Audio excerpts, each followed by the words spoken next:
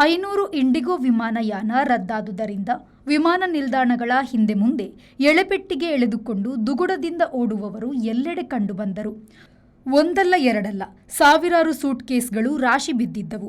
ಇನ್ನು ನೂರಾರು ಜನರು ಗೊತ್ತು ಗುರಿಯಿಲ್ಲದೆ ಸೂಟ್ಕೇಸ್ ಎಳೆದಾಡುತ್ತಾ ಅಲೆದಾಡುತ್ತಿದ್ದರು. ಇನ್ನು ತಮ್ಮ ಸೂಟ್ಕೇಸ್ ವಾಪಸ್ಸು ಪಡೆದುಕೊಂಡು ಹೋಗಲು ನೂರಾರು ಜನರು 12 ಗಂಟೆಗಳ ಕಾಲ ಒದ್ದಾಡಿದರು ಎಂದರೆ ವಿಮಾನಗಳ ರದ್ದು ಯಾವ ರೀತಿ ವೇಗದ ಜನರ ಬದುಕಿನ ಮೇಲೆ ದುಷ್ಪರಿಣಾಮ ಬೀರಿದೆ ಎನ್ನುವುದನ್ನು ತಿಳಿಯಬಹುದು. ಇಂಡಿಗೋ ವಿಮಾನ ಸಂಸ್ಥೆಯ 20 ವರ್ಷಗಳ ಇತಿಹಾಸದಲ್ಲಿ 500 ವಿಮಾನಯಾನ ರದ್ದಾದುದು ಇದೇ ಮೊದಲು.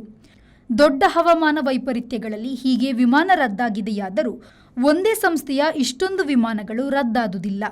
ದಿಲ್ಲಿಯ ವಿಮಾನ ನಿಲ್ದಾಣದ ಟರ್ಮಿನಲ್ ಸೂಟ್ಕೇಸ್ಗಳ ರಾಶಿ ಮತ್ತು ಅದನ್ನು ಹಿಂಪಡೆಯಲು ನಡೆದಿರುವ ಪ್ರಯತ್ನದ ಸಾಲುಗಳು ಪರಿಸ್ಥಿತಿಯ ಗಂಭೀರತೆಯನ್ನು ಸ್ಪಷ್ಟಪಡಿಸುವಂತಿದ್ದವು.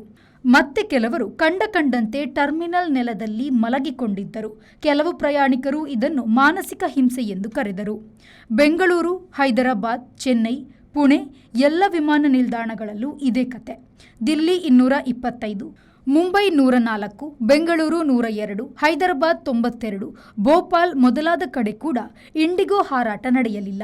ಇಂಡಿಗೋ ಸದ್ಯ ಸಂಬಂಧಿಸಿದ ಎಲ್ಲರಿಂದಲೂ ಕ್ಷಮಾಪಣೆ ಕೇಳಿ ಪೋಸ್ಟ್ ಮಾಡಿದೆ. Bureau report, V4 news, Delhi.